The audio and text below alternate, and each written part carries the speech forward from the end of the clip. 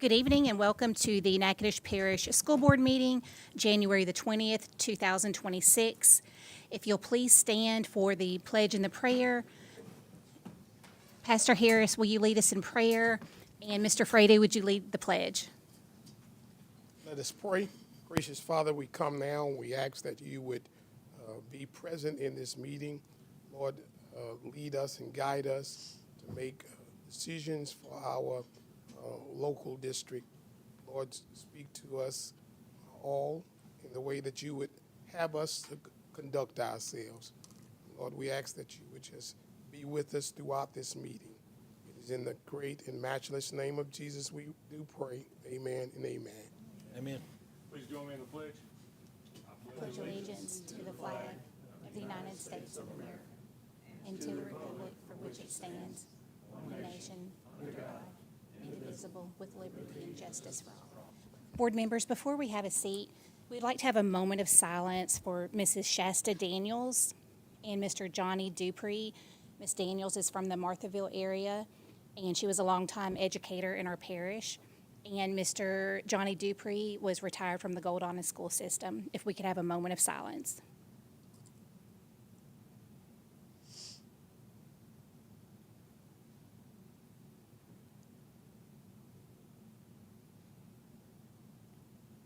Thank you, board members. You may be seated.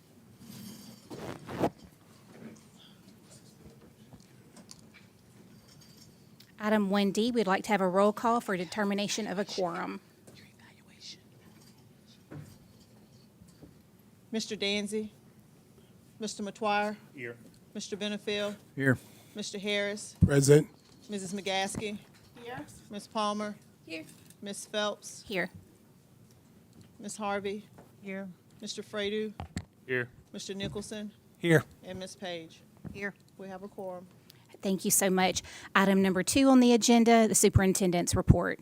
Yes, ma'am. Thank you. I have a few additional items. First off, I want to mention to the community and to our staff that we are actively monitoring the winter weather system that should be hitting our area around possibly as early as Friday, but it's looking more like a Saturday, Sunday. And we will make sure that we have timely information so parents can make decisions on if there's a closure or not.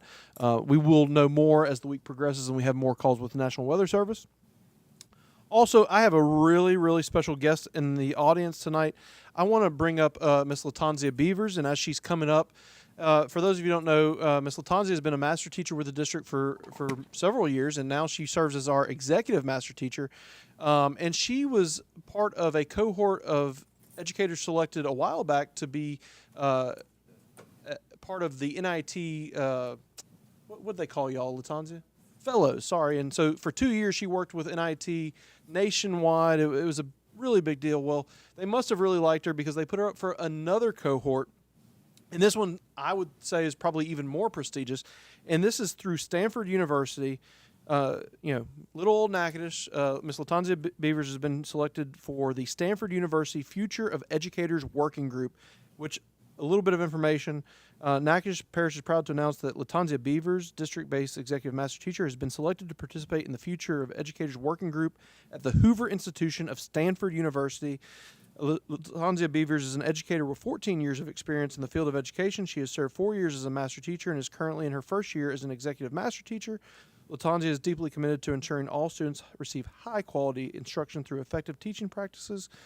About the working group, the Future of Educators Working Group is a carefully selected group of 12 educators from a variety of backgrounds, intentionally diverse to provide a broad range of contributions. The group will meet 4 times over 2026 under the bipartisan facilitation of Michael Hansen of the Brookings Institution and Margaret Raymond of the Hoover Institution. An advisory group of national experts will shape the plans for the working group sessions and review the results of the discussions.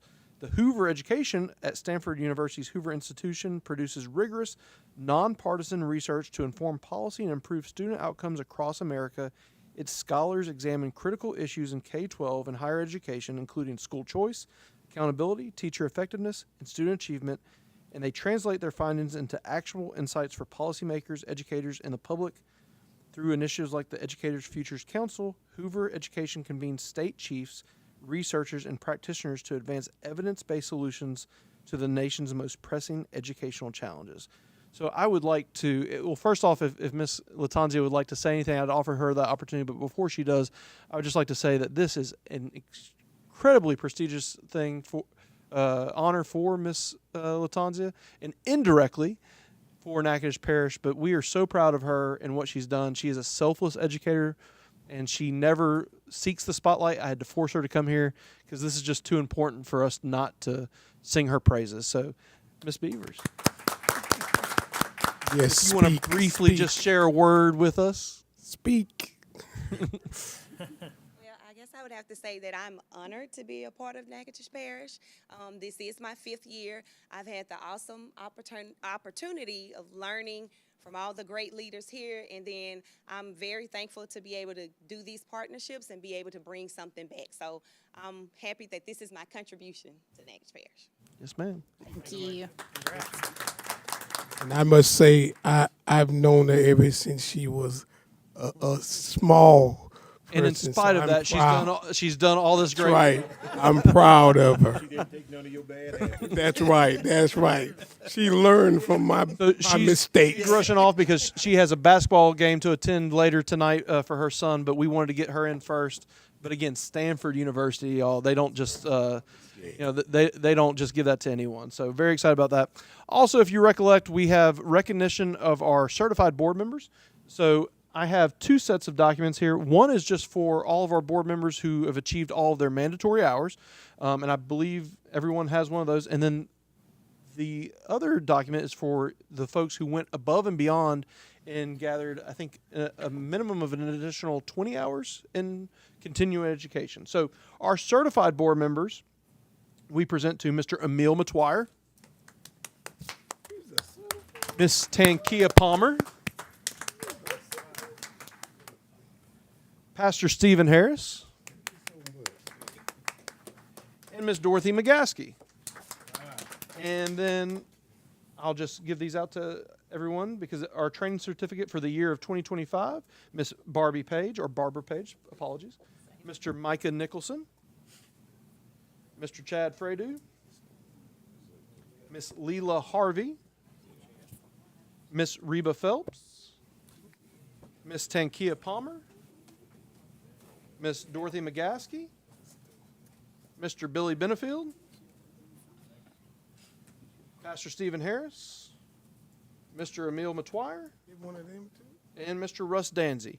And so it is very appropriate that we hand those out to you. For one, it's for the full year that you did all your training. But number 2, it is also, as we said last meeting, it is Board Appreciation Month. So we thank you for doing what you had to do, and then for our folks who went above and beyond, and then for all of y'all, everything you do for us on a daily basis. So thank you again.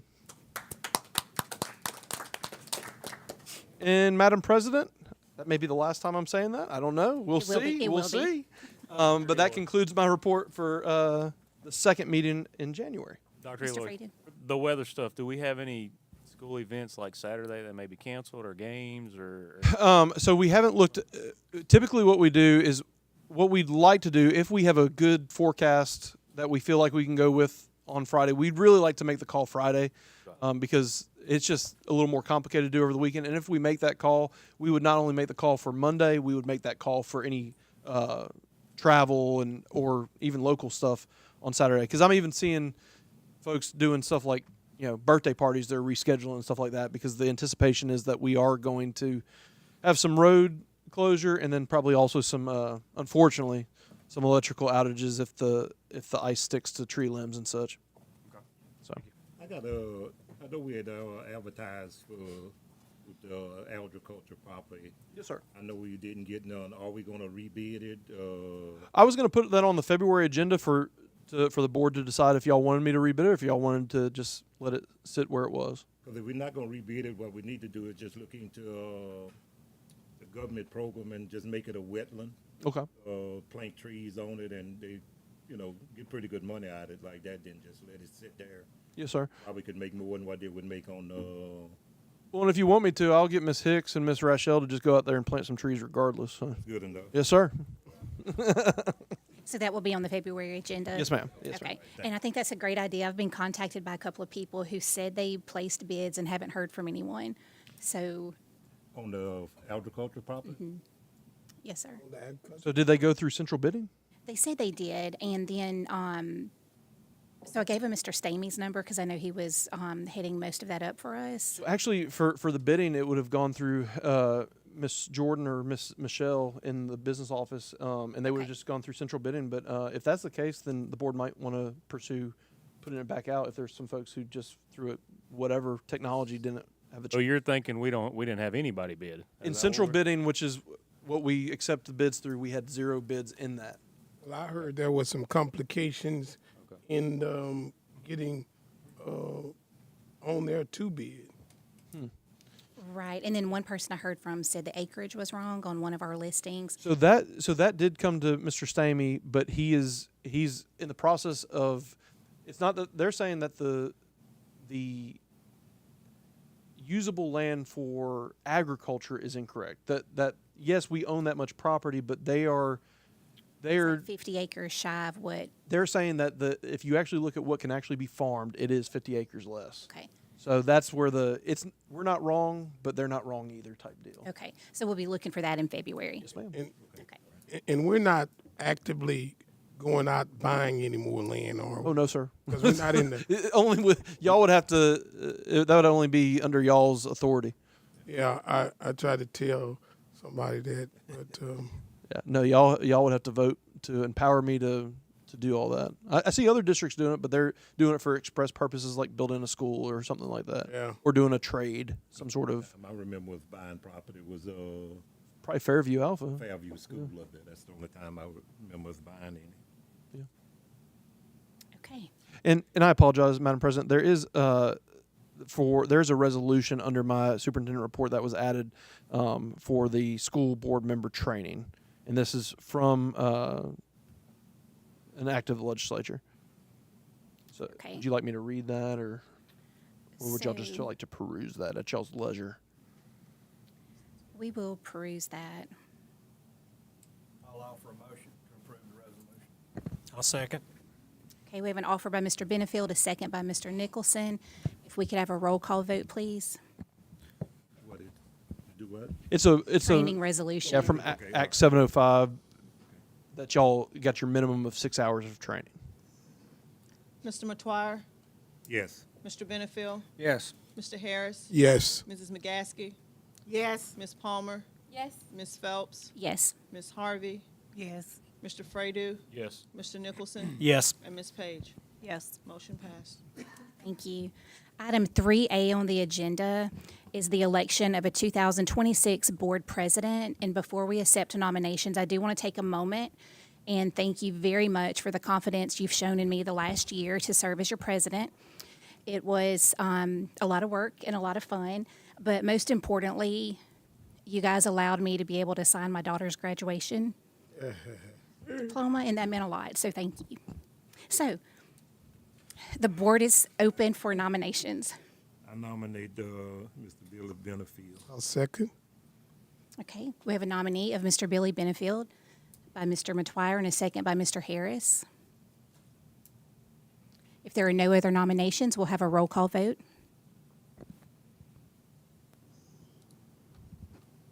Do you have to vote if there's nobody else? Okay, we have no other names. So, roll call vote, please. Mr. Matoir, Yes. Mr. Benefield, Recuse. Mr. Harris, Do I need to recuse? No, yes. Mrs. McGaskey, Yes. Ms. Palmer, Excuse me, yes. Ms. Phelps, Yes. Ms. Harvey, Yes. Mr. Fredo, Yes. Mr. Nicholson, Yes. and Ms. Page. Yes. Motion passed. Congratulations, Mr. Benefield. Thank you, Ms. Phelps. You want to make this move next meeting? No. No, if you'll give us a moment to pack our bags. We can do it next meeting. Ms. Reba's already packed. Yeah, she already had everything together. Hasta la bye-bye. Bye, Billy.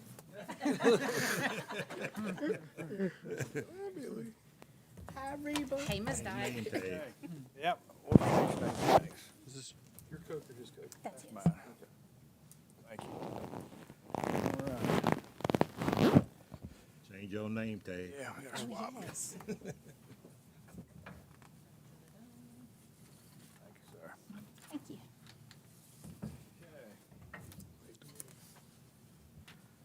Board members, thank you. Thank you very much for that honor. We're now going to open up the floor for the next item on the agenda for the Vice President, Natchez Parish School Board for the year of '26. I nominate Ms. Tankia Palmer. Second. Okay, we have a nomination from Ms. Tankia Palmer, with a second by Pastor Harris. Any other nominations? I move that we close at this time. We can have a roll call vote. Ms. Revels? Mr. Matoyer, Yes. Mr. Benefiel, Yes. Mr. Harris, Yes. Mrs. McGaskey, Yes. Ms. Palmer, I recuse. Ms. You're not going to vote Phelps, for yourself? Yes. She refused. Ms. Harvey, Yes. Mr. Fredo, Yes. Mr. Nicholson, Yes. Ms. Page. Yes. Motion passed. Thank you, and congratulations, Ms. Palmer. Now, did Ms. Phelps get you to sign that agreement to be vice president and what you've got to do?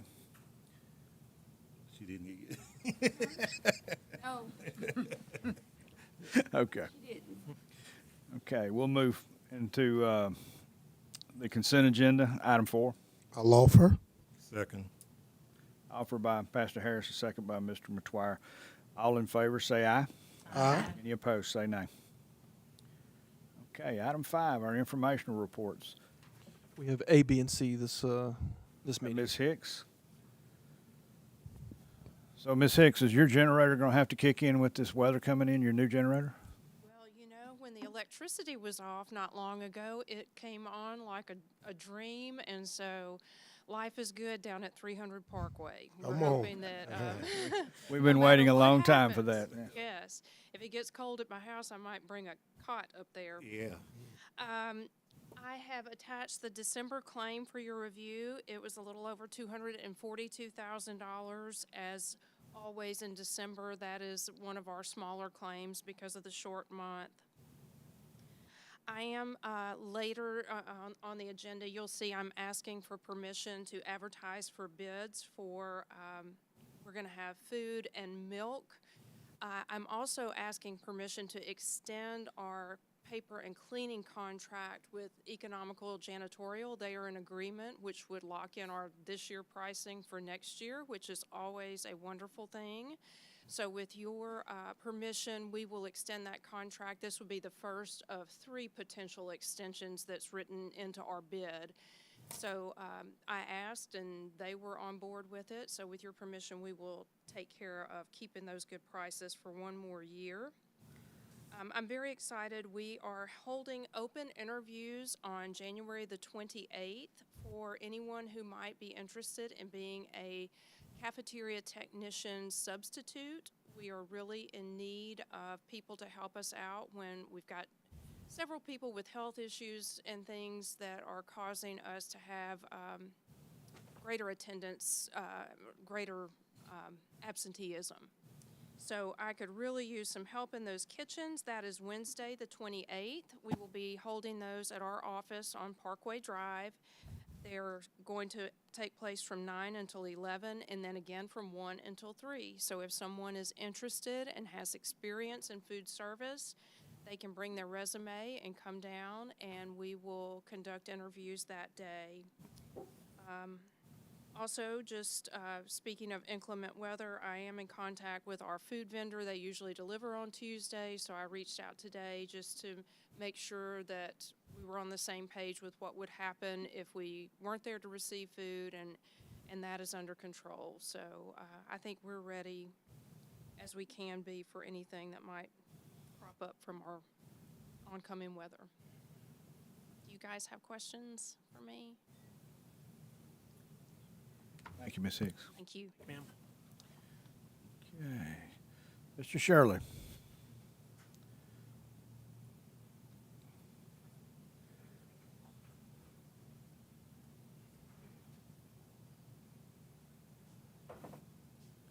Good evening. This last month was kind of a short month. We was only here for 2 weeks, so we had a total work order of 61, total completed of 43, 18 pending. I see where I put a point in there. That ain't good. 18 pending work orders. Average response time was 1.8 days. Major projects completed 1. Major projects ongoing 3. As Ms. McGaskey asked, I listed a few things on the back that we have going on. Just some of our projects and some of the things that we've done over the last month. We started today trying to winterize for this weekend. We still got tomorrow to go. I sent out an email to all the principals stating what they needed to look for in the winter weather advisory that we're going through. So they've reached out to us with some concerns, and we're addressing those concerns, and we should have those up and everything taken care of by the end of the day tomorrow. Anybody have any questions? Thank you so much for that information. On down at the Clutcherville site at the bus stop in the turnaround down there, they have a lot of weeds. Last year we didn't do nothing with it.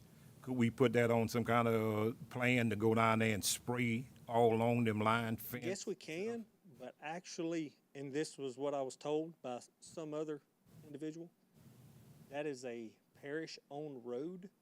We're not supposed to clean that. I don't know what truth is to not that. the road going into it, but where our parking lot. You know, Yeah, in well, that, we just, can you do know, to that. spray around that because it got pretty tall and stuff, and Yeah, we'll go take a look at that. Yeah, I'll get it yeah, sprayed. just once it come back, it was brought to my attention there in November by the weeds that got real tall where the buses turn around or whatever. I think we have 2 or either 3 acres. I think we kept out. Yes, sir, we with did. that. Yeah, we did. Just to spray around the fence where we spray the parking lot to keep the grass down. We can do it. Okay, all right. Yes, thanks. sir, not a problem. Ryan, in regards to the 2 things we talked about earlier, is there any timelines on that? When? You talking about for the, well, we were wanting to HVAC? do them this summer. Okay. We were wanting to start the actual projects. That would be for the AC for the old gym and the remodel of the vending area and the restrooms in the new gym. Perfect. We were wanting to try to get it out there as soon as we could to get Perry started on it, so we can try to get it out and maybe get some bids in so we can start to work during the summertime. That's perfect. Sounds good. Thank you. This is, Well, I rented a lift last week and started on Natchitoches Central, and we got that rain, so we buried it over there about 3 times, so I had to send the lift back to keep them having to pay for it. So we're waiting on some drier weather, and we're bringing them back in to address that as well. I had Lakeview baseball field, 2 parking lot lights at Fairview, some parking lot lights at Natchitoches Central, ball field lights at Provençal, and ball field lights at Natchitoches Central. So, And we Mr. were, I'm glad you said that, but I just remembered I was supposed to tell you ball field lights at NJH football field, although that's not pressing because we don't have football for another yeah, 7 or 8 but months. when I get that lift, we play. That's what I figured, yeah. Yeah, so if I can keep it busy for the entire week that I rent it, then yeah, we need to do that. So is it safe to say anybody else got any lights out, they need to let you know? Yes, ASAP. Shirley, what, for our information, the board, I know the principals walk the campus out during this cold weather, make sure they don't see anything, but the pipe may be frozen and may be a problem. What is that reporting mechanism? What do they do? If they see something that they need to have done before the winter storm, or if they see No, something after the winter storm? After, during the process. They contact me directly. Okay. And whatever it may be, then I contact the proper people and get them headed that way. Just like when Natchitoches Central, I think it was 2 years ago when we had all the issues with Natchitoches Central, Micah seen the water. He actually just happened to be going by and seen the water running down the parking lot. And he told us about it. Well, when he told us about that one, then I got several of my guys, got 2 that live on the other side of the river. So I got them to go to Goldonna, Lakeview, and Fairview, and then me and another guy that live here in town took the remainder of the schools and went around and looked at those. But yeah, most of the time, as soon as the weather's over with, that's the first thing we're going to do when we get back. we're gonna go hit every campus. But if it happens during the storm, it's just whoever sees it first. They generally report it directly to me. So if you had some previous issues at schools, you just check during the storm to see if there's something going Well, it on? depends on if the roads are passable. Ah, okay. But we know in the past, like for instance, I think everyone, well, especially Miss Barbie, remembers the Gator Hole. Remember that? But there's certain areas that have had issues in the past that we try to remind folks, and then the rest is just generalized stuff about winterizing. The Gator Hole, just for instance, it has louvers in both ends of the building that are open to the wind. So we have got plastic, and that's what we've done to prevent it the last couple of times, is we get up there before one of these winter storms, and we put plastic over those louvers to help hold heat inside the attic to keep it from happening. So that's one of the things that we're doing tomorrow, is we've got our plastic ready, so we're gonna go out there and close in both ends. Okay, 'cause it's gonna get down in the 20s. I saw 18. No, it's gonna be down in the teens for about 3 days, so y'all better be ready. Yeah, at night, and it'll warm up a little bit. I love it. Just enough to defrost so it Just enough to get it to where it Put a good defrosts a glaze. little bit, and then it's gonna freeze back, so. Ah. Any other questions? Thank you, Mr. All right, Chairman. thank you, guys. Ms. Sarah Rashow with the federal programs. Good afternoon, everyone. Providing a combined update on federal programs and early childhood fundings as of December of 2025. For federal programs, Title I remains our largest grant with an award of just under $3 million, and approximately $825,000 has been reimbursed to date. These expenditures have generated just over $58,000 in indirect costs for the general fund. Title IIA, Title IVA, Title V, and the redesign grants continue to reimburse, as you can see, as planned, with indirect costs earned where indirect costs are allowable. I also want to note that additional federal funds were released December 30th. While we were on holiday break, our district team is actively budgeting those funds as we speak, and we expect to have that completed this week so that we can resubmit. For early childhood division, our Ready Start Network and Community Network lead agency funds continue to reimburse steadily with allowable indirect costs as outlined in the chart. State early childhood funds and LA4 reimbursements are not eligible for indirect costs. Our LA4 funds are used for our public pre-K seats. Funding is attendance-based, and I did provide an update on our second quarter reimbursements, which reflects the students who attended 74% of each month. We are reimbursed $558 per student.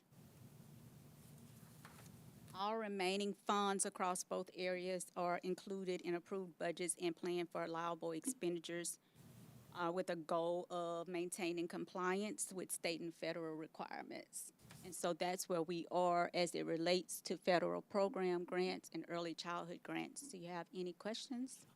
Ms. Rochelle, Yes. not to interrupt you, but I did want to mention to the board, we did not reach out to you because the news cycle changed so fast last week that before we could even report the bad news, the good news came, which was, I think on Wednesday or Tuesday night, I apologize, the AWARE grant, which is about social emotional well-being. It also is funded some things about healthy choices, things of that nature in terms of drugs and alcohol.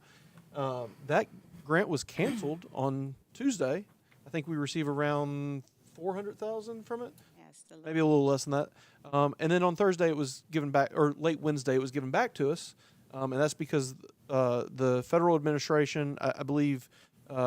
Robert Kennedy canceled it, and then there was such a public outcry. It was about $2 billion across the nation, and they put it right back. So kind of some crazy news, but ultimately Thank you. we did not have it removed. So did want to make you aware of that, but it all came out in the wash. It all came out. Is that used by, which department Sped Ed or? That's the student services. It's to support some of our social workers and some of the things we do with Mr. Jackson with student behavior and well-being. I got a question. Is our early childhood mandatory? Pre-K 4 is not mandatory. Reason I was asking, I've had calls that we have kids with a lot of discipline problems and stuff, and even all doing over the parish. If a school got discipline problem, they dump them at LP Vaughn, and they got very lot of discipline problems. The teachers is saying, so why are we keeping these kids if it's not mandatory, and we have a waiting list? Why can't we let the parents, if the parents is not helping with the discipline problem, let the parents deal with them and put a child that the parent want them to learn, not disrupt the whole school system? I'm glad you asked that question. We have been working with specifically LP Vaughn on a plan to address the challenges with our pre-K young scholars. As you know, they are learning. These are those developmental years. But we did sit with the staff at LP Vaughn and recently with the staff at Provençal to just form up some plans to support those students who are experiencing some challenges with behavior. And that also includes working with the student support services to provide them with some type of support to prepare them to be ready for pre-K, because we do know that they will eventually be one of ours. Right. If we put them out in pre-K or, replace them with someone on the list, which is an option. But once again, it's a process, and we are happy to work with the schools to form up a plan that I would be more than happy to share with you as it relates to the individual needs of each school. But we also have to, and I want to say again, in just the spirit of understanding that these are our kids. This is what parents are giving you their best, what they have. And so we know that even if they're not required to attend public pre-K, they are required to attend kindergarten, and they will be ours. And so it would be great for us to try to address on the that. waiting list, that they would be able to behave in the classroom. And we have teachers we had one quit, didn't come back. And so we have teachers that's so stressed out with these kids. Y'all been working since August on the behavior plan. If you're working on a behavior plan and it's not working within a couple of months, send these kids home. I'd rather have a child that's at home want to learn than parents sending the child to school that's a behavior problem that's erupting the whole class. Of course. We don't have any reports of any disturbances since we met with the school and their leadership team. I hate to call out LP Vaughn, but we work closely with them since we formed up that plan. And so if you have some more information regarding that, please. But why is LP Vaughn is the dumping ground for the behavior kid? So that may be the feeling of folks, but I mean, when they apply for pre-K, they apply based on their zone, their location. And so, Ms. Rochelle, correct me if I'm wrong, please, if I am wrong, but we haven't had any students that are problematic that are zoned for Fairview or problematic or zoned for Marthaville or Provençal where we decided to place them there. It's just. Well, I know of two. That's correct. Fairview and one from Provençal that they was having problem and they was wanting to put them out from there, but they wind up at LP Vaughn. So maybe they was zoned for LP Vaughn and they was somewhere else, but we'd be more than happy to look at it because for the most part, what we end up running into is all the pre-Ks fill up, and it's and what we typically tell people. The only thing I could say that I think could possibly be that is if we get to the end of the line and there's no waiting list for LP Vaughn just because they have the largest number of slots because of their size, and say like Marthaville fills up, then we offer in district if there's no other thing, which in that case the parent or a teacher could say, well, shoot, this kid's not even in district, but it's not that they were dumped there, it's that there were openings and they didn't have a waiting list. But we can look into that. That's not a problem. Absolutely, that is correct. And the Oh, when- class out at Provençal, why just have 10? Provençal, their numbers, we have 2 classrooms out at Provençal. We have a classroom of 20 and a classroom of 10, and it had to do with enrollment. We reached out to that community it was our goal to get 2 classrooms of 20 with a total of 40 students. As indicated, we do receive funding based on the number of students that we have. We did several outreach registrations for Provençal, and we also looked at the birth rates, and we noticed that in terms of being eligible for pre-K, the birth rate in that area was lower, and so we anticipated that it being lower that year. The previous year, it was even lower, and Provençal only had 1 class. But to Dr. Eloy's point, we absolutely, when a school will fill up or meet that 1 teacher to 20 student cap, which we are required to maintain with our pre-K assurances, we do offer the families an open slot. But that's a communication with a lot of people that are involved at both schools. And so, like Dr. Eloy said, we would be more than happy to look into this deeper. We want to make sure that our teachers are feeling appreciated. We want to make sure our teachers are not stressed, but we also want to make sure our students are being tended to as well and being given an opportunity. So please reach out to our office. We'll be more than happy to reach out and have conversations surrounding that. I've always been, if little Johnny disrupting the class, send him home to mom and let's put somebody. I believe it, rather sir. lose little I Johnny believe than it. Lose the other 19. I understand. I understand. So we do run into a lot of issues about children that have behavior issues, and it has to do with emotional, mental, just behavior because they're the immaturity situation, a whole lot of issues. And you say that you are working on a program for behavior for the children before they get to pre-K? Both. We do have some structures in place at our early child Already care in centers that we partner with. We have some structures in place to help with the structure of being in a classroom itself. So we have those things in place. But I do want to reinforce what you just said in regards to, those young students or young pre-K4 students. Some of you may not realize that some of our pre-K4 students just turned 4 because they have that September 30th cutoff. And so when you think about that coming into play, it takes some time to get them acclimated to not being able to just walk around when they want to and things of that nature because they've been home with mom or dad. And so we are working with other early care and education centers that take in our infants and 1, 2, and 3-year-olds so that we can have a more streamlined entry into our pre-K program, which will impact our K-12. It is a double-edged sword. And I'm sorry, Ms. Palmer, I'll be quick. But it is a double-edged sword because like Mr. Matuire said, there's some legitimate behaviors at the K2 level that are, we're seeing different behaviors now, probably same behaviors, but more of a concentration of those behaviors than we've ever seen before. But to Mr. Rachel's point, and it's not against what Mr. Matuire is saying, it's just what we kind of have to deal with is you can put them out, but then is that going to mean an exacerbated behavior situation when they're in kindergarten? So the idea, I think, that you're talking about, Ms. Rachel, is to try to get as much as we can to remediate by the time they're in kindergarten. At the same time, I can tell you every superintendent I talk to, at least in Louisiana, but I think it probably goes further, is saying that the K2 behavior is one of the most challenging things that we are seeing today. And it's always been a challenge because K2 kids respond differently. You could say you're suspended and they wouldn't even know what that means. Plus, LDOE doesn't want you to suspend and expel 4- and 5-year-olds, which we understand.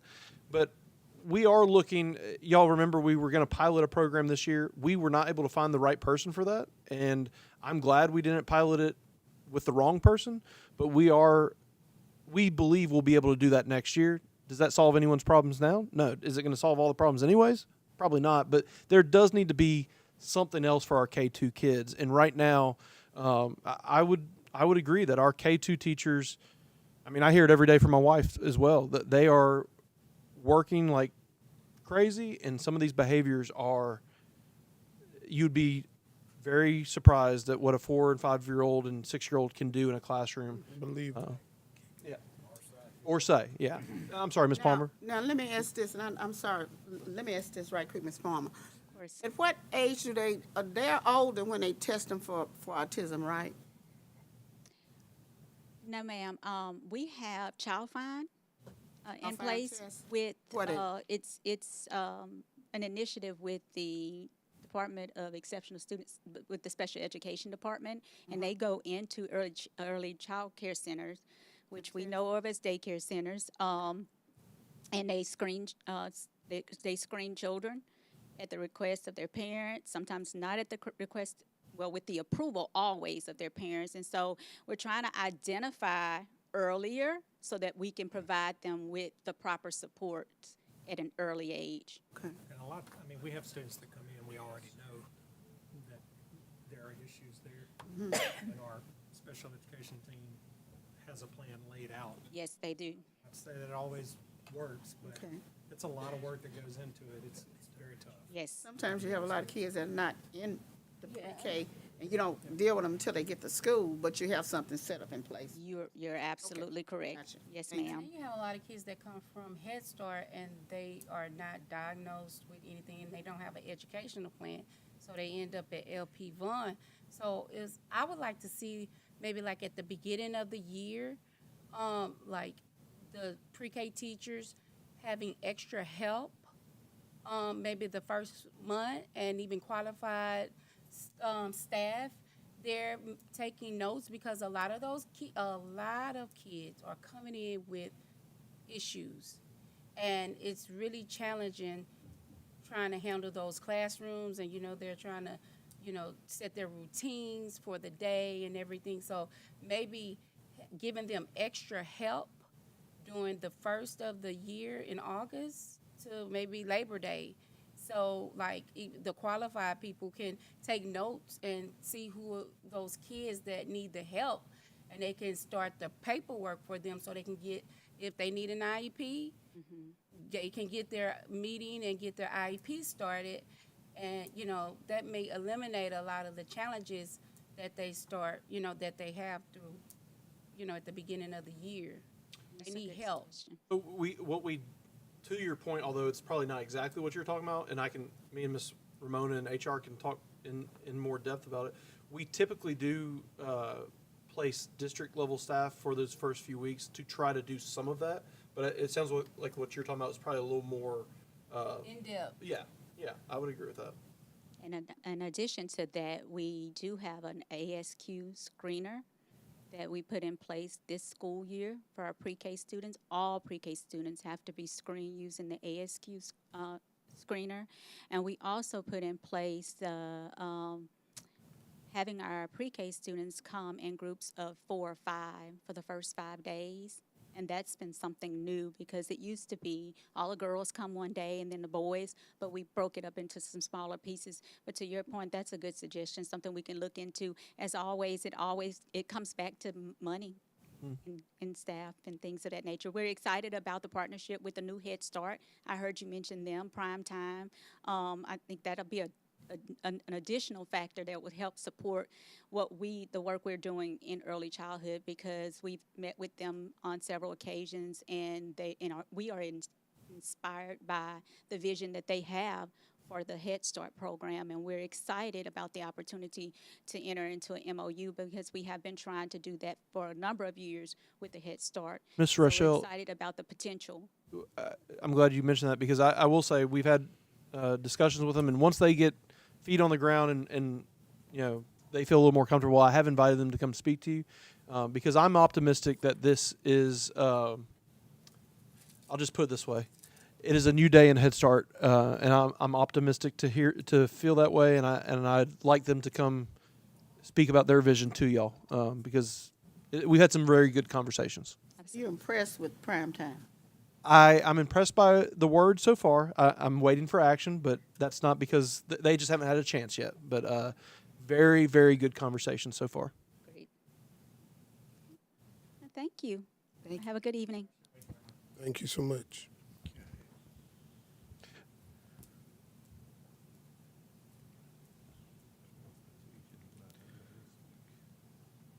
Okay, that concludes our special reports. Ms. Page, for January, can you take item 6? Yes, sir. So we have finance, facilities, service, and insurance. 6A is the bond issuance authority. We had a report last Tuesday on the bond to issue. Can you read that first paragraph for that bond issue? Are you asking me to? Yes, ma'am. I'm dying right now. Like, Yeah, I think everybody's buffering right now. it's buffering. There it goes. There we go. the recommendation? Yes, ma'am. Motion to approve a resolution authorizing the issuance of not exceeding $12,545,000 of general obligation school bonds of Consolidated School District Number 11 of the Parish of Natchitoches, State of Louisiana, providing for the sale of such bonds and providing for others matters in connection therewith. Thank you. I didn't ask for a motion. Do we have a motion on this item? I'll offer. Second. We have a motion by Pastor Harris and a second by Ms. McGaskey. Ms. McGaskey. Board members, this is the report we got from Mr. Black last week. Any discussion on this item? This is a result of the election that we had earlier. Can you have a roll call vote for this, Ms. Revels? Mr. Matoir, Yes. Mr. Benefield, Yes. Mr. Harris, Yes. Mrs. McGaskey, Yes. Ms. Palmer, Yes. Ms. Phelps, Yes. Ms. Harvey, Yes. Mr. Fredo, Yes. Mr. Nicholson, Yes. and Ms. Page. Yes. Motion passed. Thank you. We're going to 6B. Yes, ma'am. Okay, permission to advertise for milk and food products for the 26-27 school year. Offer. Second. Offer by Mr. Fredo and a second by Mr. Matoir. All in favor say aye. Aye. Any opposed say no. Thank you. All right, 6C, permission to extend the 25-26 contract with Economical Janitorial and Paper Supplies. I'll offer. Second. Second, offer by Mr. Nicholson, second by Pastor Harris. Ms. Hicks, and she has moved on. Okay, I was wondering, did she tell you the reason why she wanted to extend it? It's able to extend the Keep the prices pricing. that we currently have without Oh. going out to bid. Because So we don't know what those prices gonna look like. Yeah, that's right. Okay. Motion is on the table and a second. All in favor, say aye. Aye. Any opposed, say no.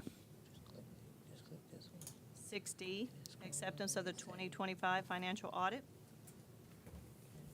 Do I need to read something? We just need a motion, a second, and then Ms. Hawkins. I'll offer. Second. Pastor Harris is chomping at the bit to receive this report. Ms. Phelps is all over it. How is everybody today? All is well. Great. Jennifer Hawkins, I think I've met most of you over the years. Just another year of doing the audit, and so I wanted to take the opportunity to just go over a few things with the audit. I know that y'all just got your actual bound copy, so if there's any questions you have, you can contact me at the office. Dr. Eloy and Deborah have my email if you want to email me if there's any questions that way. What about the student accounts? Is that looking better? Yes, sir, but, well, it did, but I've got that. It just, if you, hold on, Mr. Renfield. So I will go ahead and, the student accounts were better for 24. That's great. Right. For 25, which is what I'm reporting on, they were better than they were than 23. However, they regressed some from 24. Ms. Hawkins is using her best politically correct language to say we need work in that area. Yes, sir. I'm looking at it on page 92. Yes, sir. And I have, and I'm going to actually go over all of those with you, too.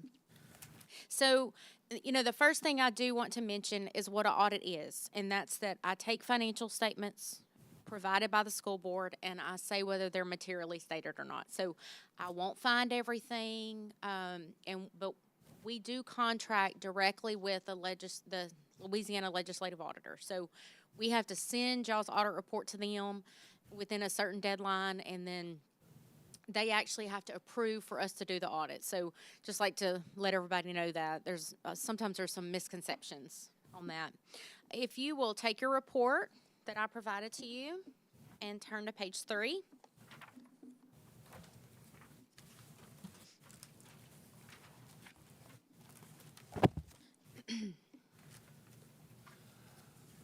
These next 2 pages are the school board as a whole. So it's all the funds of the school board kind of wrapped up into this major, what is considered government-wide activities.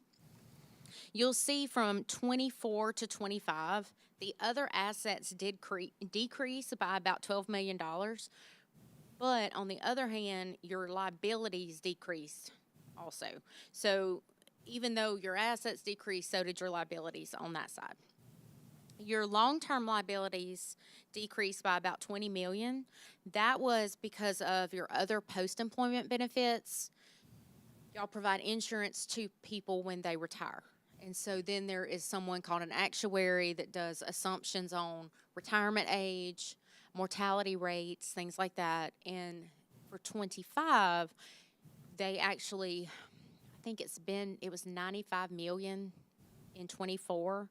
It was 76 million in 25. So that's really the difference there in that long-term liabilities.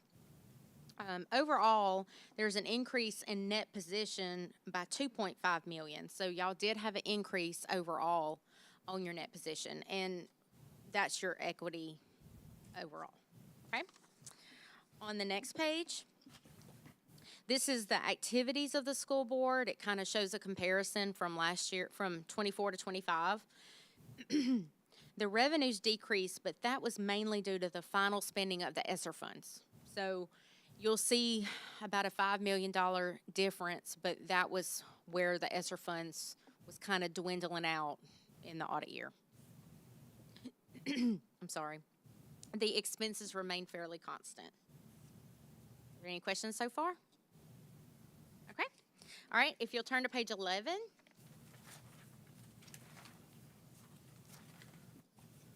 And you actually, it's right there.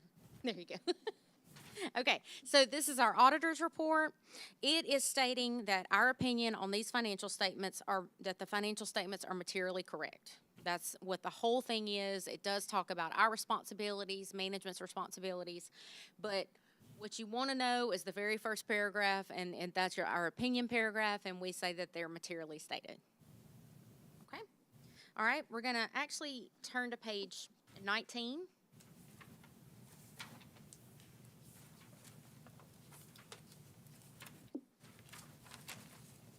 Page 19 through 22 gives us your major funds, and then all the funds, they're kind of separated. But I really just wanted to mention a couple of things on the general fund.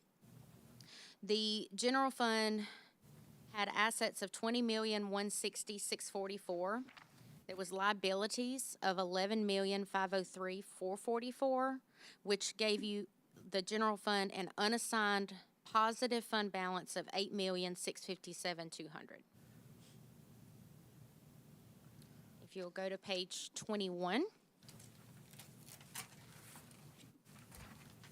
In the general fund, you had revenues of $64,178,754, expenditures of $66,979,026. And then on the next page, you'll see transfers in. Those are from where the general fund has paid for things from the other funds.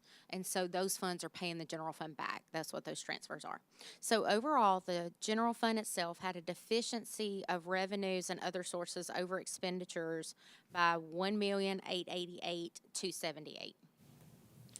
Board members, I think that's, if you looked at the AFR, that was reported a ways back when, that was like 2.4 million. It was 2.4 million. So the Medicaid revenue was not recorded on the AFR. So it is reflected in these financial statements now. However, your Medicaid revenue did decrease by almost $1 million from 24 to 25. And, you know, also the continued support of Goldana, the ad valorem revenue was not sufficient to pay for that. So, then another thing was the construction expenses that were not paid by ESSER, they had to be taken care of by the general fund. As, So w- just, as well as, because we had this discussion in the exit Yes. interview, as well as expenses for the move, the contracting and, what am I thinking? Closing out the school, there was construction costs that went with that as well. right. So that's where we had our shortfall with, overspending, the. Yeah, I would say based on our conversation, and Ms. Hawkins, don't let me deviate, and Ms. Dunn as well, but the biggest one was probably Medicaid. Then second to that would be the construction piece / the we did not get the revenues from the Guldana tax that we expected. So those three things together, and It was mainly those three things together. Yeah. So you had your construction for the stuff that ESSER just didn't pay for. Also, the construction costs ended up costing more than what was expected. So, you just ended up having all of those items, and the general fund was responsible for those. So when we talk about construction, is it the construction of the things in District Number 9? Because I know there was no construction going on out at the, I know not in, mainly Avenue BRE and- 9, because we right, we did the new signage, new painting, a lot of interior type stuff for the new magnet, for the new NGH. Those were the two of the biggies. okay. All right. And for, like you said, the moving. Yeah, so the moving expenditures superseded our original budget, but even the original budget was probably going to hit general more because we did not budget in 24-25 for the closures of those schools and all the moving around. So if we doing, all the beautification we did, we need to pay attention more. And if it's gonna go over what they in that budget, we need to just shut it down and wait till the, next, year or whatever. We are saying no more than we're saying yes, and I have Ms. Dunn shaking her head yes that we are saying no more than yes. And I will say that ESSER funds came in unexpectedly initially, and then they did have to be used a certain way. Right. So you were getting all of these funds that you couldn't use in the general fund. You had to spend them for specific purposes, but then unfortunately, when you were in the middle of those specific purposes, then things ended up coming out higher because also costs skyrocketed at that same Right. time. So that, I really think that was so much of it. And ESSER ended September of 24, am I thinking right? So, Yes. as far as those big expenditures, you're not gonna have those anyway unless we, But there Or were forbid certain having no things terrible- too that ESSER funds could not be spent on too, right? yes, sir. I mean, there was specific parameters Right. that the ESSER funds had to be spent on. So, I mean, you couldn't use ESSER funds for the general fund. So if I thought that I could use them and couldn't, I'd have to get it from the general. Yes, sir. Okay. Yes, sir. But I think the biggest and most unexpected was we are consistently seeing a reduction in Medicaid reimbursement compared to where we were at the highest point. And I don't want to be a naysayer, but I feel like that's going to continue that downward trajectory, especially with where we know the Medicaid dollars, both at the federal and state level, are moving. And they've been, for 24, y'all were able to get more Medicaid funds because you were able to ask for reimbursement for things that the school board did not realize. So that increased Medicaid for last year, then it had to go back down for this year. So that was another thing too. And I would say that as far as the general fund goes, the Medicaid revenue decrease was that was the biggest thing there. Okay, decrease. Okay, so We're on 22, sorry. Yes, ma'am. Doctor, you always control. yes. Oh, Yeah, Dr. sorry. Well, sorry. And I apologize. I didn't think about y'all having my pages on there. 73, Dr. Eva. 73. And I know I'm jumping around, but y'all have quite a big report, so I was really just trying to hit the highlights and the things that you would find important. Page 73 is our schedule of what we call audit findings, audit results, that type of stuff. So this year, we actually have 3 findings. One of them was issues with the school activity funds. Mr. Benefield, you're actually going to see it in a couple of places. We ran into some lack of documentation, which then caused lack of segregation of duties. So y'all have put into place different signatures from the principals, things where just the secretary themselves were not in control of the money. The reason you have to have that is just the possibility, the what if. It's not that your secretary is going to steal, it's that what if they did. And so what we have to do is when we see a failure of internal control, we've got to report it to you, just so you can maybe fix it in that way. So we actually had, we had 2 things going on with the school activity funds that, like I said, we did not have in 24. We had, we were so proud of 24, but 25, there was some issues with it in 25. Now, saying that, I pick certain schools, and I don't look at every school. I pick certain schools, and usually Dr. Eloy and Ms. Dunn kind of tell me which schools they want me to look at, and those are the ones I test. So it's not that I did not identify anything in 24. Let me put it that way. So that was one thing. We do not anticipate this being a finding next year. I know that a lot of the things that happen, the schools are now closed, some secretaries are no longer there. There's just, there's been some change in management over some of that. So I don't feel like that's going to be a continuing problem. The next finding, and that's on the maybe next page, Dr. Eloy, on 74. So we had a payroll issue. We have to test payroll. And in that payroll issue, we found that an employee was paid more than the salary schedule. So we know that it's corrected for the current year. We know that. We've already seen that it's been corrected. But when we do our test, we basically pull a sample, and then we have to stratify that over all of your employees. So if I pull 20 employees and I've got one wrong, then I have to multiply that by the amount of employees you actually have. So because of that, it made what we consider a material weakness. It could be material to the financial statements of the school board. That doesn't mean that it is. It means it could be, and it's something that I have to talk to y'all about. So are there any questions so far? And just for clarification, this was the one that payroll said one thing, PEP report. No, that's something else. Okay, sorry. I'm getting there. All right, sorry. I found this by looking between the PEP report and what payroll had, but it really was more of a payroll issue itself. So did the individual know that they were being overpaid? I don't know that answer. So since that, when that occurs, it is incumbent upon us, because it's taxpayer dollars and it's never a popular thing, we have to recoup the overpayment from the employee. But during the time period that it was occurring, the employee was not necessarily aware that they were making more than they were supposed to. Right. Because I know a lot of them just...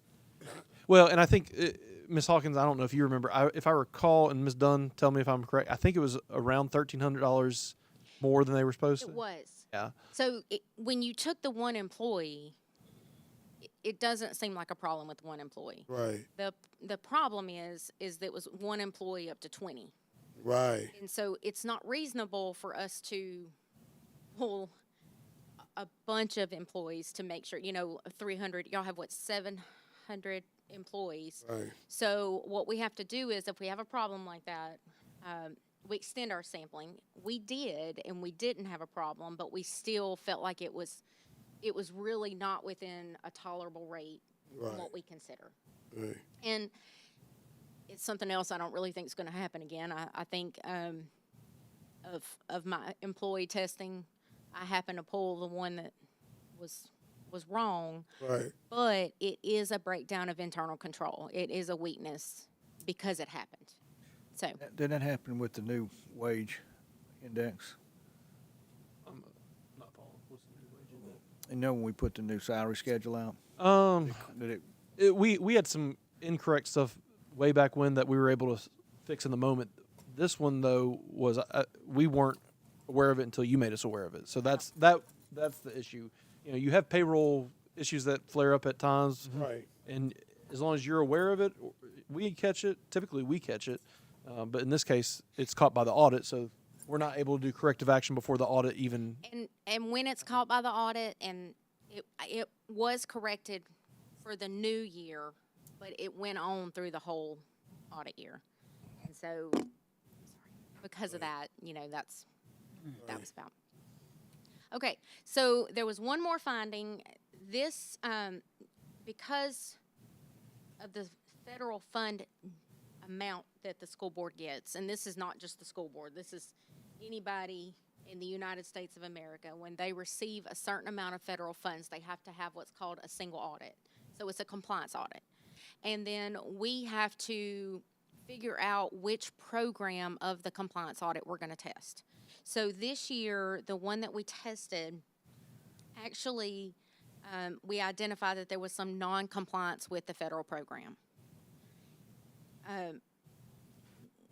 The school board gave us a management's response on that, and I don't feel like this is something that is going to have a negative effect, except maybe there'll be a little bit more monitoring or something like that. There are certain, like I said, there's certain compliance requirements that we have to look at, and it really depends on the federal program. So in this federal program, there was just some non-compliance that we identified. So that is, I think it's the next page, Dr. Eloy. I'm on it. Yeah, 75. So that, it kind of explains a little bit more on what happened with that. Are there any questions so far? I'd like to add some context for y'all on that one, if you don't mind. Go ahead. So on that one, what it is we produce performance pay for the previous year. So when we paid out in December, that was paying out the 24-25 school year. Miss Noel produces a report of everyone who gets performance pay that then goes to payroll. Payroll then pays that out. What happened in this specific situation is 2 employees who were with us in the 23-24 school year, employed by us in the 23-24 school year, they would have been paid out, 24-25 would have been paid out in the, no. It was the the December of 23 is what makes the Correct. Performance pay, it's based on December of 23. So they should have been paid out. They were no longer employed with us. They had left, either retired or left the district or whatever. Mm-hmm. What happened is the program, the Strong Grant, had the correct dollar amounts for those employees, but then when that was run through payroll, those 2 employees were no longer employed with us, so there was no red flag in the system to say these people weren't paid because they didn't exist in the system. Right. And so we did not pay 2 employees their Strong Grant performance pay. That's the non-compliance. We are now working to rectify paying those 2 employees, even though they're no longer with us, because that's per the policy. And we've also put into place, so this last performance pay that went out, before we even knew about this compliance issue, Ms. Ramona, in her capacity, what she's already done is she has an insurance mechanism where we get the document from Ms. Noel's department, it goes through payroll, and then we compare line by line the payroll document versus the federal program, or not federal program, Strong document, to make sure that they are in line. So even if an employee has left us, that they are still receiving that, so we are in compliance with that. That's right. Federal. And I want to mention this, since Dr. Eloy did mention it was on a kind of a payroll side. The reason it's not a payroll finding is because it was found during the compliance testing of the single audit. So because of that, depending on how we find an issue, depends on how we write it up. So in this case, We found it when we were testing single audit. It was a non-compliance issue, so that's why it's written up there, just in case anybody's curious about that.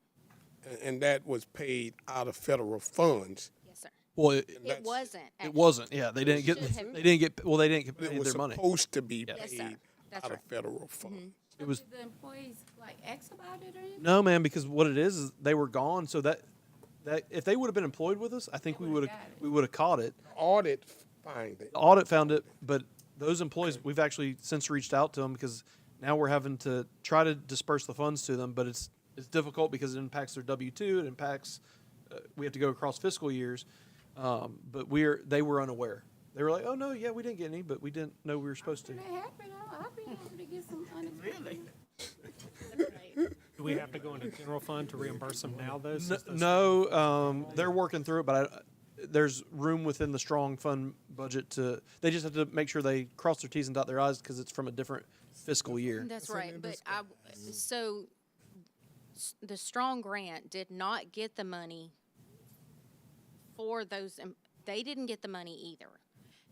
But the problem is to follow the grant compliance, you have to pay everyone per the performance pay. So the school board itself didn't get the money either. Wow. So we didn't request it. That's right. That's right. So there was no pull-through. That's right. So that's why we missed it, because we didn't request it. That's right. Because they no longer were with us, okay. And if I hadn't looked at this grant, What's the Scooby-Doo folks say? If it wasn't you and your meddling kid. wasn't me and my meddling kid. Well, as an auditor, we just meddle all the time. That's what we're here for. But, so are there any questions on the findings? Okay. Excuse me. So how will that be paid then? So, I'm sorry. No, so what's going to happen is when they're paid, then Strong at that time will request the funds Okay. from the Strong grant. Okay. The difficulty or the messiness is because it's across fiscal years, so we have to do it in a way that it'll impact their W-2, even though W-2s are. That's where the messiness comes in. Right. But you can go back and request that Correct. monies from the strong grant because they were supposed to be paid previously. But just so it doesn't come through the general fund. No, sir. That's what I'm. No, sir. Yeah. Yeah. That's right. So it would have done that if we were at the end of Strong and we had this, Right. and Strong didn't exist anymore. Then yeah, then it would fall on the general. No funds. Right. And Strong is available for October. So, well, theoretically, okay, it's through October, the federal fiscal year, but then theoretically, potential 2 more additional years, but we don't believe that the federal government is going to pursue that direction. I mean, it's going to be terminated. So we possibly. in a school district in Alaska are the only TSL grants that still exist. The federal government has cut every other single one of them, so we don't anticipate that they're going to give additional years when they've cut 99% of them. We feel blessed. Thank you, federal folks, for letting us keep it as long as we have.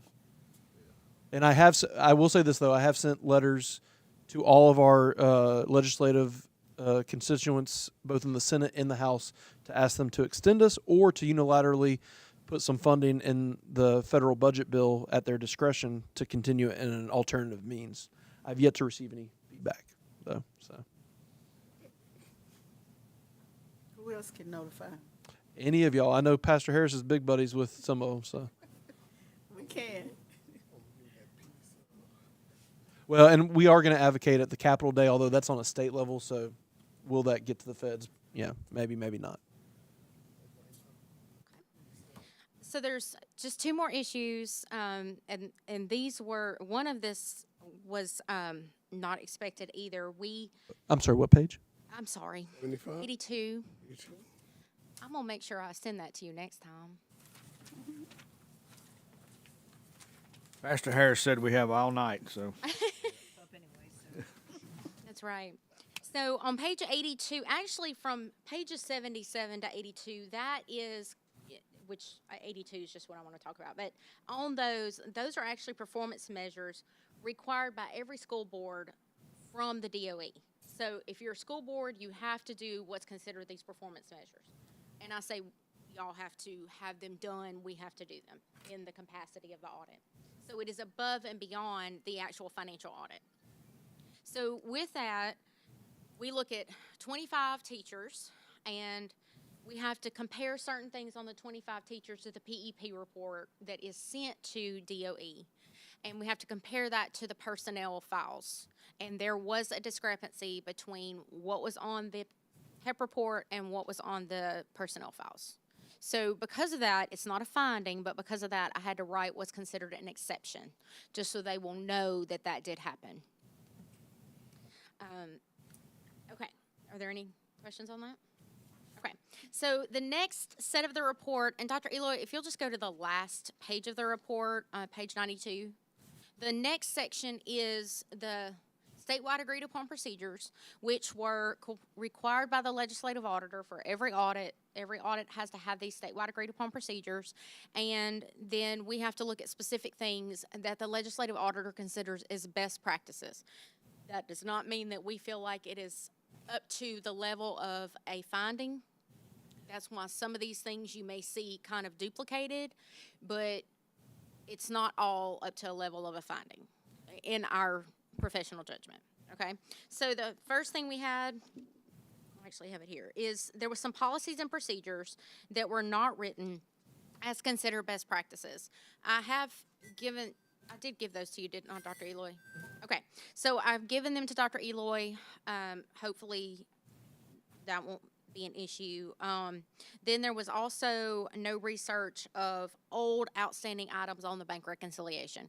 So there's so many times that things just do not clear from the bank reconciliation. And the legislative auditor, if it's outstanding for more than a year, they want some type of research saying why it hasn't cleared. Deborah and I have talked about that. I think that her plan is to work on that. The next thing was missing documentation for school activity funds. So that was, really that was one thing that we did feel like added to a level of a finding on the school activity funds. Mm-hmm. And mainly just because school activity funds are really, in our thoughts, they're the most risky area that y'all would have is the school activity fund. So, everything else here runs through multiple people. But at the schools, that's just not how it works. And so it's just an area that when we do see a problem, we feel like we need to talk to y'all about it. That is, I know that was a lot this year, but I wanted to, because I had some findings, I really wanted to explain those a little bit more, and then the exceptions, kind of wanted to go through those a little bit more than I normally do, because they were kind of some sizable findings, and also I think sometimes I don't explain why I write findings good enough. So I'm trying to explain that a little bit better too.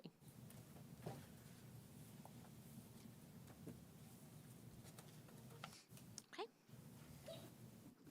Thank you, ma'am. Thank you so very much, Hawkins. Ms. Hawkins. Yes, sir. Is there anything that we can do immediately, especially I know the superintendent has received the report also and had this discussion with you, but our student account things sometimes are just a little messy, it seems like. Yes, sir. I do know that this year, and Ms. Dunn, I know that they switched accounting softwares, and I do believe it's caused some issues. So.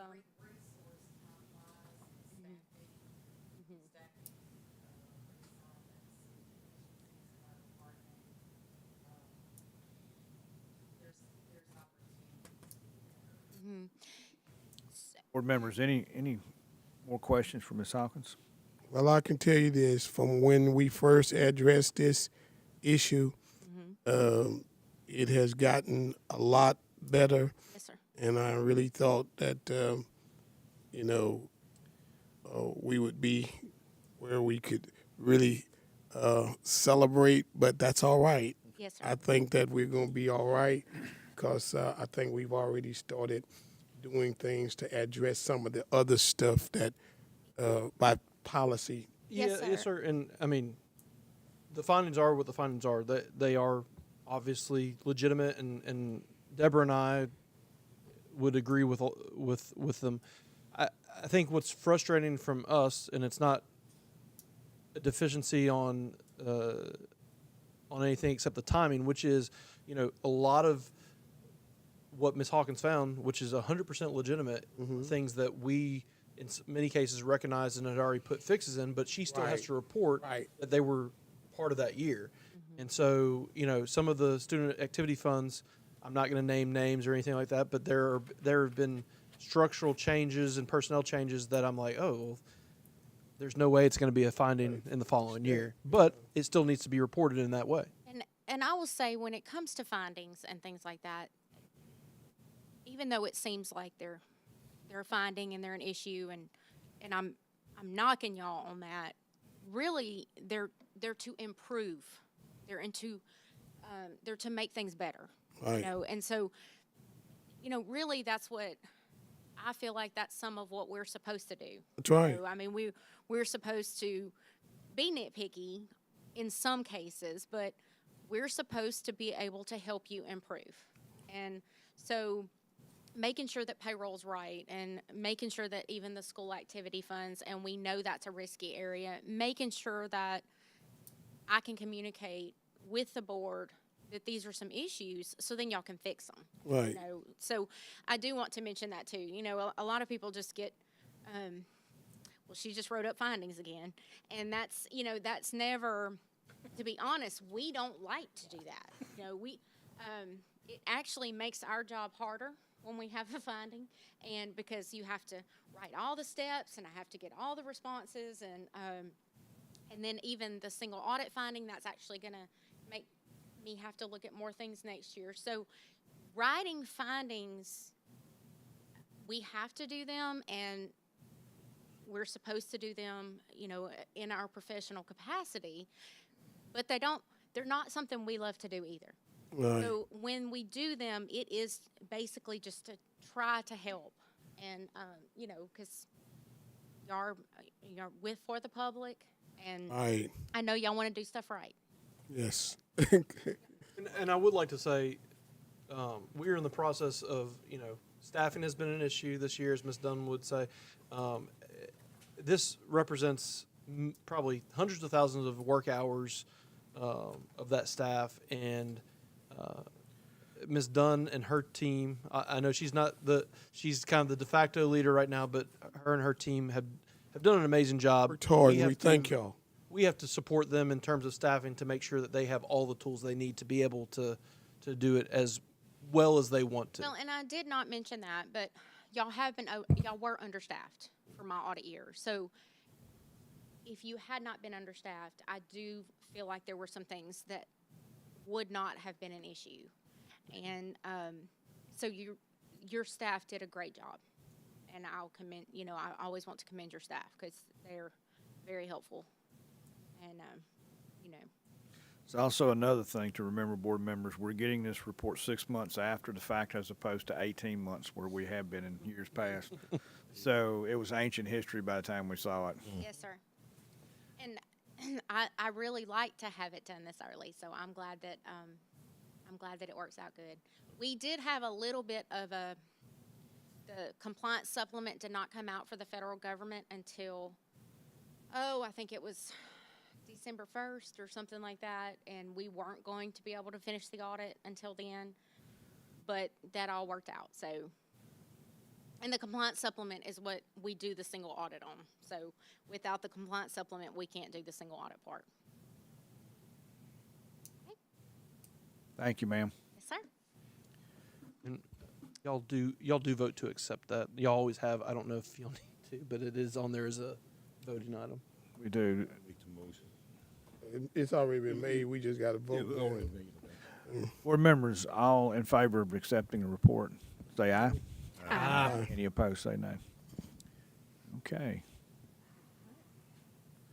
Yes, ma'am. 6E, accept bid for Marthaville Elementary Junior High baseball additions. I'll offer. I'll second. That was a bid that occurred, what is today? Today's Tuesday. That was last Thursday or Friday. If you look at the bid documents, the winning bid was Rhodes Properties at $396,000. So we are asking you to approve the winning bid of Rhodes Properties and Development. That is a huge discrepancy in these It bids. was. I was in the bid meeting, and it was interesting. Okay. We have a motion and a second. Any more discussion, board members? Ms. Revels, we're spending money. Could you do a roll call vote? Mr. Matoir, Yes. Mr. Benefiel, Yes. Mr. Harris, Yes. Mrs. McGaskey, Yes. Ms. Palmer, Yes. Ms. Harvey, Yes. Mr. Fredo, Yes. Mr. Nicholson, Yes. and Ms. Page. Yes. Motion passed. You skipped me. I'm so sorry. I Ms. abstain. Phelps. I abstain. Okay, she's abstaining. Back up. Scroll back up. Go up some more. No, go up. She knew you was going to abstain. To find the column. Go abstain. Go down. Ms. Barbie, does that That conclude? concludes finance, facilities, service, and insurance. All right. Ms. Palmer, the executive report. Okay. 7A, discuss and consider 2026-2027 school year calendar. I'd make a motion that we table this till next month. All offer. Second. Ma'am, second. Okay, discussion, board members. Have an offer by Mr. Matoir, a second by Ms. Palmer to table. Why do we want to table it? Because I'd like to look at more with this calendar. It was just given to us last week with all these days and stuff on it. And I think we need to look at it more than what we have, because to me, and this is my point of view, the calendar is for the employers, not for the students learning curriculum. And I'd like for us to look at it in depth, because last year we didn't do it until, February, and in 18 days we'll be back voting on it. So I can't see what's the big rush to do it tonight. But if y'all want to do it, that's up to y'all. But I can't vote to do it this quick.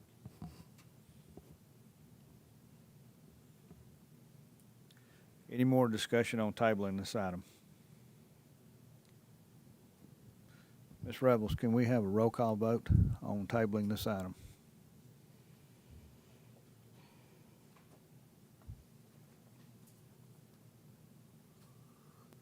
Mr. Matoir, Yes. Mr. Benefiel, Yes. Mr. Harris, Yes. Mrs. McGaskey, Yes. Ms. Palmer, Yes. Ms. Phelps, No. Ms. Harvey, Yes. Mr. Fredo, No. Mr. Nicholson, No. Ms. Page. No. Motion passed. Okay. 7B, discuss and consider 2027-2028 school year calendar. I'll make a motion, we table that till we do 26, 27. I'll offer, I'm second. I'm sorry. Okay, discussion on this item? I just want to say that I feel like we're doing a disservice to the students and the teachers by not approving the calendar and moving forward with a two-year calendar. We have a great population of parents and teachers who plan in advance for any vacations, trips, doctor's appointments. And we see districts all around us approve their calendars in January, and there's no reason why we had to table any of these. I can agree with those comments, Ms. Phelps, but if we're definitely tabling next year's, I feel like we have to table. Oh, it only makes sense. I totally get that, but I disagree with both tables. You know, this was going to be a year where we could get our calendar out sooner and make us look more organized and more agreeable, but now it looks like we can't even agree on a calendar.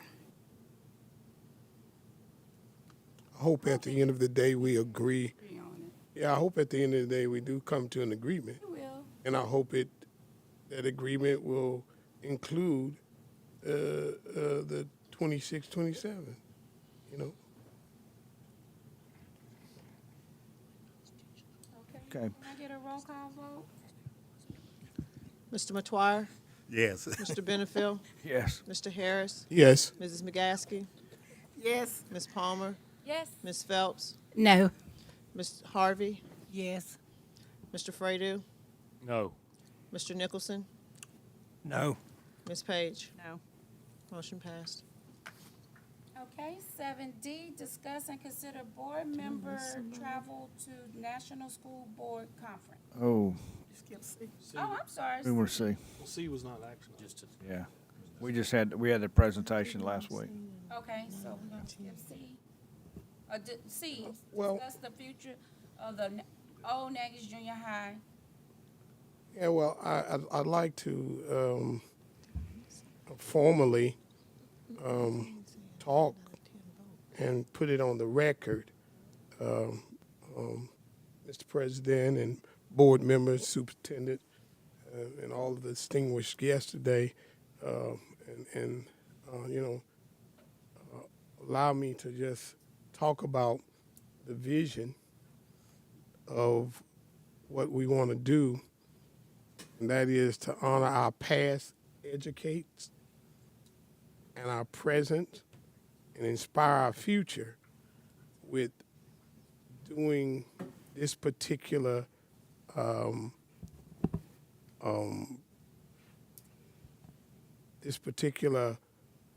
Whitmore Park Legacy Room concept for our junior high. I think this vision, which right now we have both Ms. Palmer as well as Ms. Phelps, I think it'll preserve the history of our schools, particularly historically significant of our junior high, Natchez Junior High campus. It highlights the contribution of former students, educators, administrators, and community leaders. Serves as an educational resource aligned with Louisiana history and social study standards, functions as a living classroom and not just a spec display. This space would tell the story of where we've been, how we've grown, and why we matter. So the question probably arises, why does this matter? Because it's educational value. Students learn best when they can see themselves in history. A legacy museum provides the primary source of learning, local history integration, project-based learning opportunities, cultural preservation. Many of our stories, artifacts, and memories are at risk of being lost if we just let it stay there and sit there. Oral histories and records, documents, trophies, memorabilia are preserved. Just the knowledge of the different things at that particular site in school. It shows our community pride and the healing,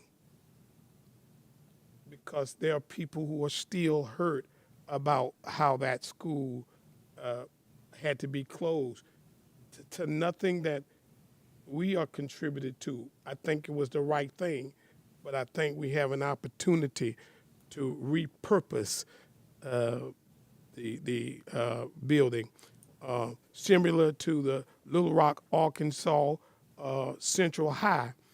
This space would encourage dialogue, celebrate progress, acknowledge challenges, while honoring resilience. Right now, our current progress and partnership, we're not just presently standing by idle, but we're actually doing things with action. Just recently, Ms. Reba contacted a person who's over our historical, well, not over it, but they serve on the board of the National Historical Registry. When I tell you we are actually reaching out, we're reaching out to people like the Natchitoches Improvement Foundation, the Natchitoches Parish Homeless Coalition, the LNC, and former educators and administrators, and as well as alumni.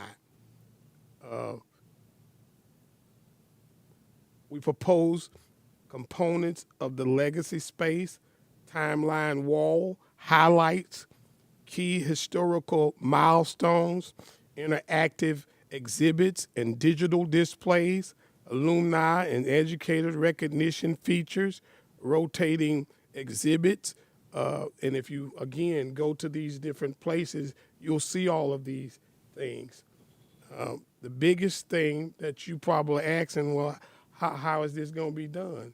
Well, funding and sustainability would be through grants through parks and recreation and historical preservation agencies, nonprofit partnership, alumni donations and sponsorships, potential field trips and educational programming support. What is the next step, you ask? Next step is for your support, first of all. Secondly, to approve a feasibility program and giving us a liaison, perhaps under direction of our superintendent, who could get someone else to help when he's not able to help us in direction. But at the end of the day, and in my closing, board members, this is not just about preserving a building. This is about preserving identity. It's about ensuring that our citizens know they come from a legacy of excellence, resilience, and community strength. Other districts have done this successfully. We believe, and when I say we, inclusively, we believe that Natchitoches Parish can do it uniquely as well as powerfully. Thank you all for your time. I like the idea because that's like last year, when I was adamantly against it, it was that second time was because we didn't have a plan for the building. That was the only reason why I was against it, because after we left that town hall meeting, like, they opened my eyes, like, we don't have a plan for this building. It's just going to be there. And, you know, we had some stuff that we needed to take care of. So that's why I just didn't want to close it, just not close. I mean, I wanted it closed. I wanted everything to start this year at the new junior high. I just wanted us to postpone and have a plan for the building itself. And I just feel like that's a good idea for that. And I did get with Ms. Tankia, and I didn't want her to be mad at us for the rest of our lives. I will not be sad. I want to go to heaven, so I'm not going to. Mr. Harris, thank you. And as we move further into this and the plan evolves, maybe we can formalize a little bit more. And then I'd like to just maybe give you all the backdrop of this, and we build on it, because like I said again, I think Ms. Phelps told me that the first thing we need to make sure is that we got things insured like we need to.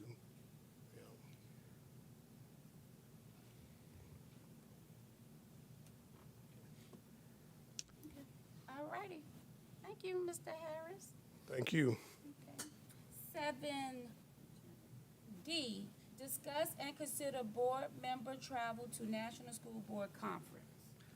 Well, We have a motion. I'll offer. second. Offer by Mr. Twire, second by Pastor Harris. Discussion, board members. I think we really need to think about our attendance to this conference. Well, I totally understand we need to support our conference and COSBA, and we do have Louisiana people on their board. I just think our budget would not support out-of-state travel at this time. We should really consider that, consider our budget when we make decisions like this. I was thinking the same thing. Yeah, I agree with Ms. Phelps. This might be a bad year on the tail end of a riff and some other things.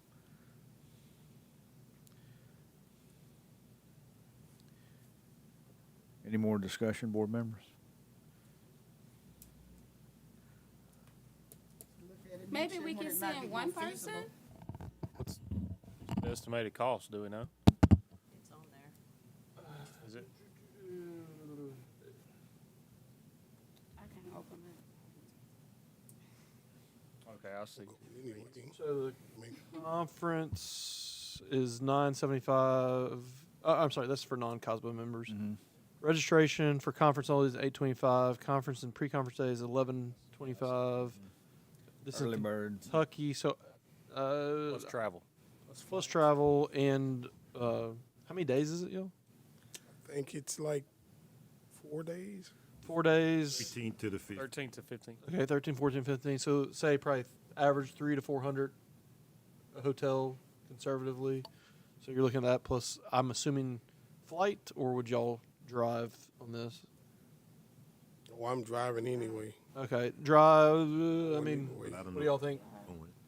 $300 or $400 in gas. So I mean, I would think, yeah, and y'all tell me if y'all agree or disagree. $2,000 per person. Yeah, would be- 21, 20, 22. Well, I'm sorry, with a food reimbursement, probably 2,000 to 3,000. Let's call it that. Oh, the Atlanta was 2,000 or something. It'd probably be comparable with that. What type of driving time are you all talking about? I'm just asking. Ms. McGaskey, I drove straight from Los Angeles to Natchitoches in 30 hours straight. Me and Lauren Beth split, and we only ran off the road 3 times. I think it's about 10 and a half hours. Oh, it's not as bad as I thought it was. It's not terrible. Like going to Atlanta. I can drive that. I've drove Los Angeles too, but it was Is it 30 hours? about, Well, straight through, it's like 27. well, 30 somewhere. with Lauren and I switching and making stops, it ended up being 29, 30 hours. I don't know if we took the best route. I must not been driving like me. I was trying not to fall asleep is what it was. Okay, board Once you members. get on that flat land, it's all about highway. Ms. Revels, can we have a roll call vote on this item? A yes means we're going, or we're sending, or we may have to put a limit, and a no means it's not a good time. Mr. Matoir, Yes. Mr. Benefiel, No. Mr. Harris, Yes. Mrs. McGaskey, Yes. Ms. Palmer, I abstain. Ms. Phelps, No. Ms. Harvey, Yes. Mr. Fredo, No. Mr. Nicholson, No. Ms. Page. No. 4 yes, 4 no, 1 abstain. So we're down the middle. That's a no. That's a So no. that's Yeah. It's a fail. Okay. All right. Thank you, board members. I know that was something that's kind of hard to make that decision. Okay. Be 10 of us here. There's only 10 right now. Yeah, there's 10. 441's only done. Yeah. Oh, Russell. Did we forget Ms. Phelps again? Let's do it again. Okay. Okay. 70, January 20th, executive session. Well, before we do that, Executive session to discuss annual evaluation of superintendent pursuant to Louisiana R.S.4217A1. Ms. Palmer, before we move into executive session, board members, Ms. Phelps been president for the last year. And we look at that and we go, okay, thank you, Ms. Phelps. But no, it's a little bit more than that, Ms. Phelps. We make decisions and we disagree, but we're still a board, and we still talk to each other. And she's done a great job of holding us together. And we've had some contentious conversations in the last year. We've done a lot of things. The board president is responsible, just like the superintendent, for keeping us all informed, keeping us, reminding us. How many of us did she have to remind about this evaluation? Which, by the way, we have all the data in prior to executive session, which is a first. So Are you about to give me an evaluation? No, it's going to be worse than that. No, I'm kidding. Miss Phelps is always eager to help us with the retreats. She gives us a great place to go, provides lots of different things, insight. You know, she's held us together all year, and, you know, this position is very tough. When you have this gavel, it's real easy to hit it at the first and hit it at the end, but it's a lot more to it than that. It's what goes on all month, what goes on all year, that makes the difference. And so, you know, this board has done a lot of things in the last year, one of which is we've held our cohesiveness together. We've not always agreed, but if you look at some of the other agencies and boards around the parish, we are the example of where we need to be. You know, this board, and you've heard it before, but let's say it again. We've had the highest DPS in history of the district. Now, is that important? Absolutely. We've been highlighted by Stanford Harvard Education Recovery Report. We're only one of 10 districts nationwide. That's what's happened in the last 10 years. We've been highlighted by the Boston Globe. Now, I know Mr. McTwire was quoted heavily on that Boston Globe. We've been repeatedly highlighted by the Louisiana Department of Education and the state superintendent for district growth. And, you know, Ms. Phelps was behind that also. We've been highlighted by NPR, and superintendent gave a great interview with that. We've navigated the IP closure and the funding that goes along with that, and also 2 school closures and the move that disrupted the entire district. And so this is going on in the last year.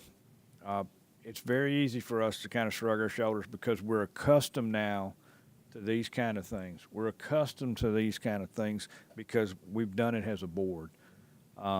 Do we have findings with our audit? Yes. Are we going to fix them? Yes. And sometimes when you have as many moves as we have, things are going to occur.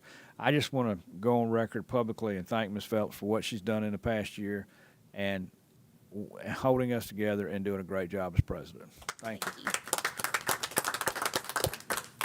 I appreciate that. Thank you so much. All right, now speech.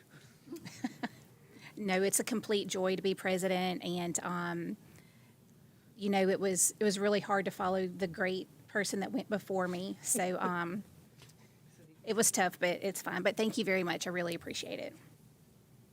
Now we can ask Ms. Palmer to reread what she just read on executive session. It's not necessary. Okay, no, you know, I'm just kidding. Ms. Revels, can we have a roll call vote? Yes means we're going into executive session. No means we're not. Mr. McTwire? Yes. I'm sorry. We need a motion and a second first. I'll second. Thank you. Thought we did. Okay, we didn't. I'm sorry. Mr. Fredo, you offered. Second came from? Mr. Nicholson. Mr. McTwire? Yes. Mr. Benefiel? Yes. Mr. Harris? Yes. Mrs. McGaskey? Yes. Ms. Palmer? Yes. Ms. Phelps? Yes. Mrs. Harvey? Yes. Mr. Fredo? Yes. Mr. Nicholson? Yes. And Ms. Page? Yes. Motion passed.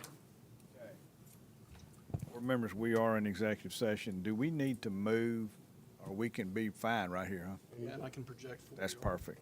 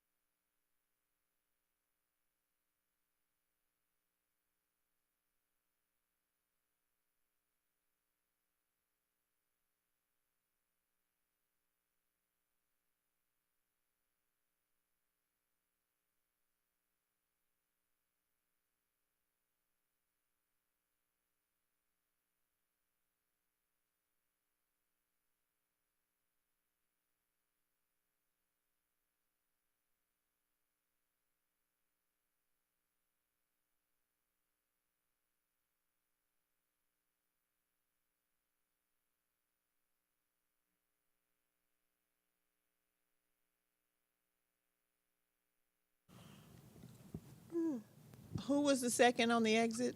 Me. Okay.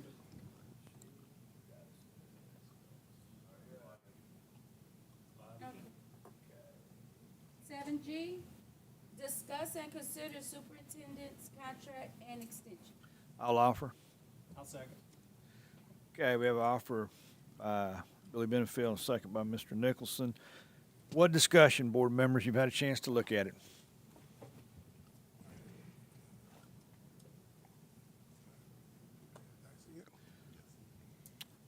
Can we have a roll call vote, Ms. Revels? Yes means we're approving it, and no means, This is through 2028. yes, sir. Yes, so it's extending his contract into 2 years into the next boardship, which is allowable by law. And then also, we had it extended 1 year into the new term, and this is adding 1 more year to that. And that would be the term of employment until December 31st, 2028. And the total pay does not go up. There's no pay increase with this. The only thing that changed were some of the metrics. And the board attorney sent over 23 different performance objectives that we could choose from. And so we didn't want to be obnoxious and put all 23 in there because it was cumbersome.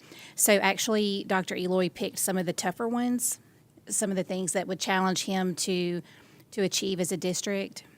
And so that's where we are. Some of those are A district. noticed. Some of those increased graduation. Right. Some of those are the type things that we're looking for. So, hey, he's taking them on. It's graduation, ACT, increase student enrollment, attendance. So it's all very much meat on the bone, so to speak. Right, and fiscal Yes. financial surplus. Yeah, financial surplus. Okay. Any further discussion, board members? Ms. Revels? For the record, can you tell me what you want the motion to state? It should say what we have on It says the, It's a motion to approve Superintendent Dr. Grant Eloy contract and extension. And that's all you want in it? Okay, yes, no ma'am. problem. Works for me. I'm sorry, I did not mean to overspeak, Billy. No, you're fine. You Sorry. well, you were, well, not only that, but you helped set it up. So, I mean, this is a natural Yeah, I have motion. you as the contact person. for the Okay. agenda. Yeah. Ready for roll Apology call? retracted. Mr. Matoir, Yes. Mr. Benefield, Yes. Mr. Harris, Yes. Mrs. McGaskey, Yes? Ms. Palmer, Yes? Ms. Phelps, Yes. Mrs. Harvey, Yes. Mr. Fredo, Yes. Mr. Nicholson, Yes. and Ms. Page. Yes. Motion passed. Ms. Palmer, are you out of spit? 7A, adjournment, can we get? Wait. Are you through with is your report complete? Oh, this completes the executive report. Thank you very much. You're welcome. Item 8, Mr. Matoir, do you have a? I have a motion by Mr. Twire, second by Mr. Fredo. All in favor, say aye. Aye. Any opposed, say nay. Board members, thank you for your cooperation tonight, and Ms. Phelps, again, thank you for the wonderful job that you've done in this past year. So the retreat Thank you, Ms. is gonna be 26.